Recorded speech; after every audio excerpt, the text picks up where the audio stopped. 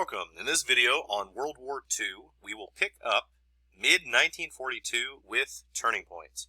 Last time we talked about the Battle of Midway and the Battle of Guadalcanal as major turning points in the Pacific in World War II.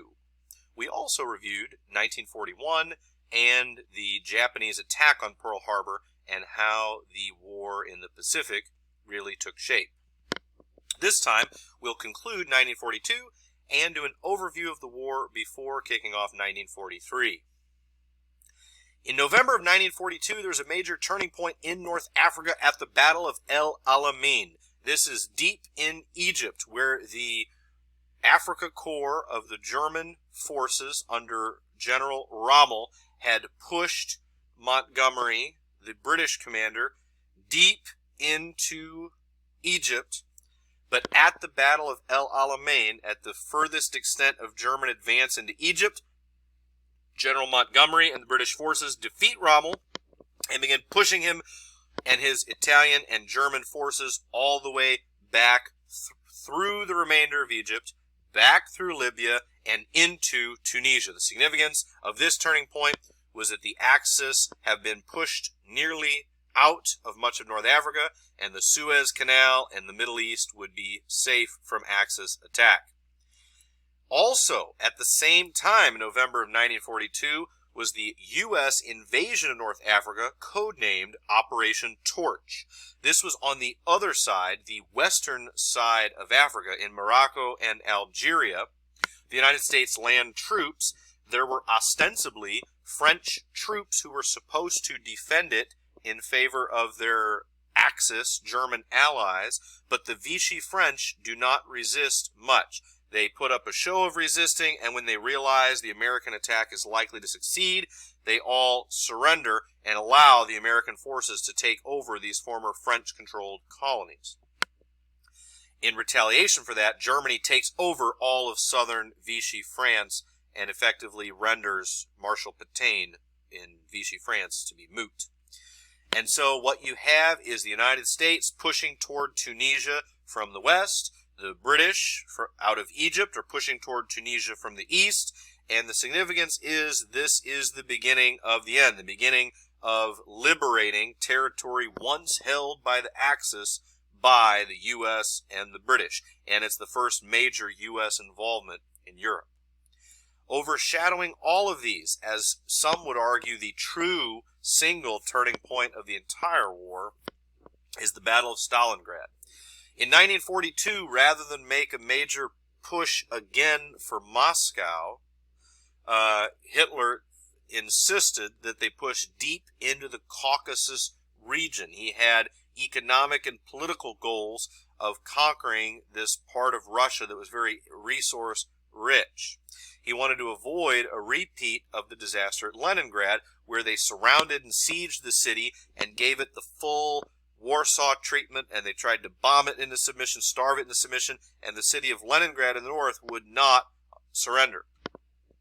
He wanted to avoid the repeat at Moscow, where they had attacked Moscow, but that was where the key Russian defenses were, and he didn't want to attack there again. So the attack is in the south of Russia at Stalingrad, and the Russians won't give up, and it breaks down to a street-by-street, block-by-block, house-by-house fight of terrible, terrible losses.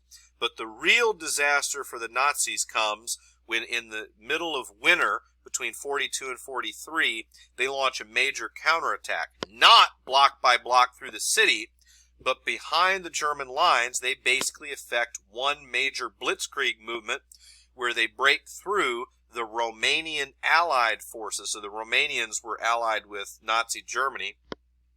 They break through the lines that were further back, and they cut off a major German army at Stalingrad, and Hitler orders no retreat.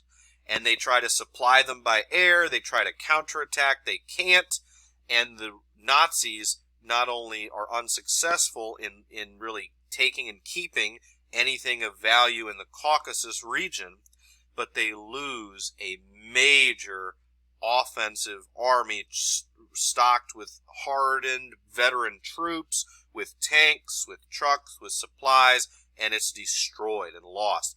And so they lose the initiative, and really the Russians will hold all the initiative in the east. After all the success the Nazis had, now the Russians will hold the cards after the Nazi defeat at Stalingrad. A couple of summary points about World War II to overview the Axis and the Allied forces. This really was a world war. The top three key powers were Britain, or the UK and its empire, the USSR, Russia, the Soviet Union, and the United States. You also had France and China being great powers, and these are the 5 countries today that still have veto power in the United Nations Security Council. So and they're the permanent members today. Britain, Russia, the US, France, and China, because they were the 5 great powers in the last Great War, and they're the 5 countries that have veto power in the UN today. They were joined by 54 other countries. It really is the world. But another interesting aspect is the Axis powers consisted of Germany, Italy, and Japan, but 10 others. Nazi Germany had more allies than the Kaiser's Germany did. Just an interesting fact. So a summary of what country, and so those 10 others include Bulgaria and Romania, Hungary, and a few others. The concept of total war. World War II. We spoke about this in World War I, but World War II is the total war. The dedication of resources, money, property, machines, putting your entire country behind the war effort, and considering all people, property, money, resources, machines that the enemy possesses are fair game. So your government can mobilize anything in order to win the war, and anything the enemy has is fair game. The death toll of 50 million killed from World War II, and the overwhelming majority of it were civilians. It's very different from World War I.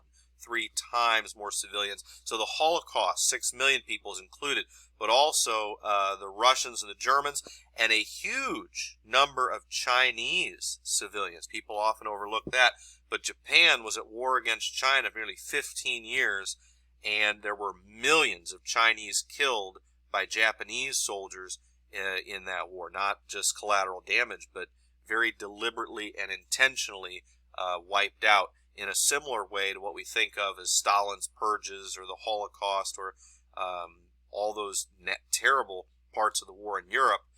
Those were also part of the war, especially in China as well. What is fair game in the modern war? And that is the question. What is fair game? Now, in much more recent years, we've seen powerful countries like the United States refraining from using ultimate force and trying to reduce civilian casualties. But that is probably because of how far World War II had gone. Finally, or second to last, third to last, the Holocaust.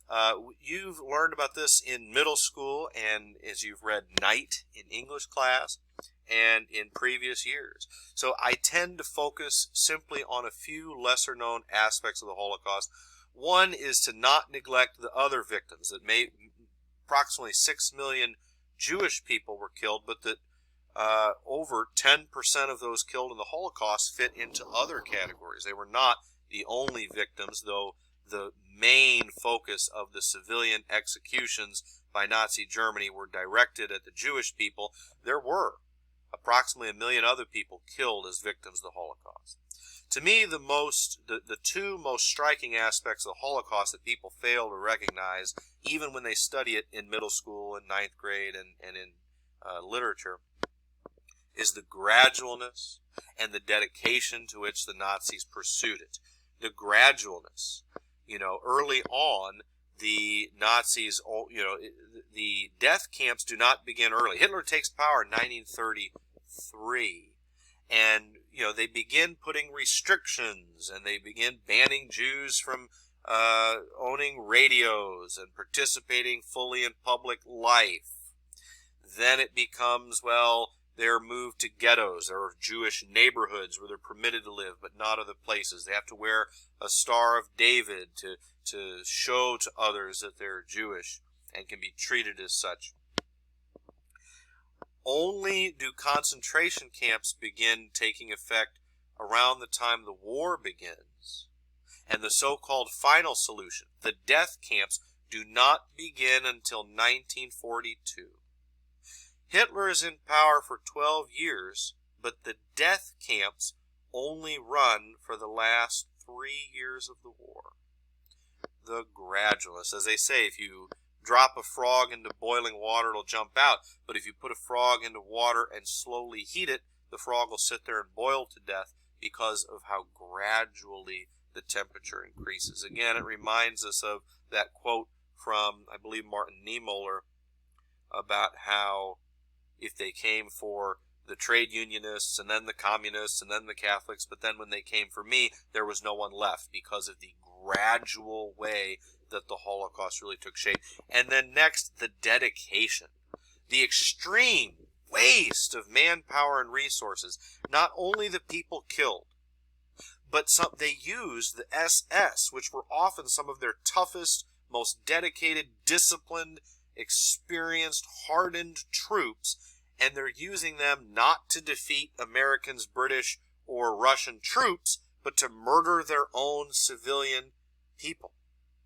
What a terrible waste. And so it shows how fanatically some of the Nazis believed in this.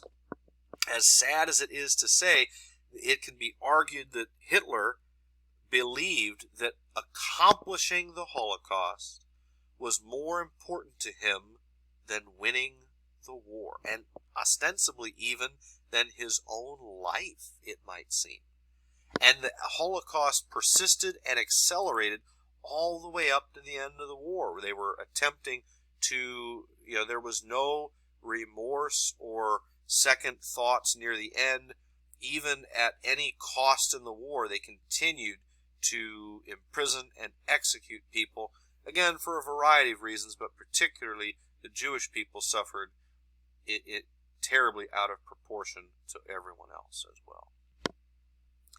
World War II was a total war because of the cost to civilians. You look at enemy civilians. I spoke about this briefly, about how the Axis and the Soviets began to rarely take prisoners when they would defeat each other. The Allies practiced total war with strategic bombing. By 1943 into 44, the U.S. would bomb all day and the British all night, and they would, and for every bomb dropped on London, the Allies dropped 10 or 20 bombs on Germany during the later part of the war, targeting cities, people, factories. Everything was fair game.